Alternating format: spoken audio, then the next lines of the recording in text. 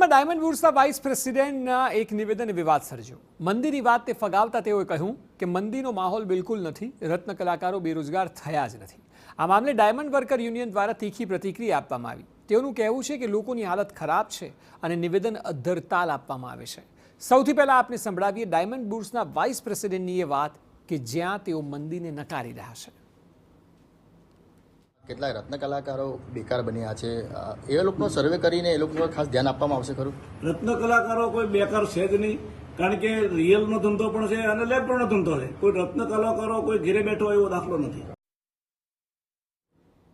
આ પ્રકારનું નિવેદન આપવાની સાથે જ ડાયમંડ વર્કર યુનિયનના ઉપપ્રમુખ હીરા ઉદ્યોગકાર અને ડાયમંડ વૂડ્સના પ્રેસિડેન્ટ લાલજી પટેલ સામે રોષ ઠાલવ્યો હતો અને જણાવ્યું કે વર્ષ દરમિયાન અનેક રત્ન કલાકારો બેરોજગાર થયા છે અને જેને લીધે અનેકે આર્થિક સંકળામણનો સામનો કરવો પડ્યો છે।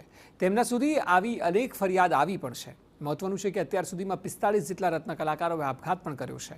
તેમણે કટાક્ષ કરતા કહ્યું કે એસીની ઓફિસમાં બેસનારાઓ રત્ન કલાકારોનું દર્દ નહીં સમજે। તેમને આપેલા નિવેદનને ડાયમંડ વર્કર યુનિયનના ઉપપ્રમુખ ભાવેશ ટાંકે વખોડ્યું।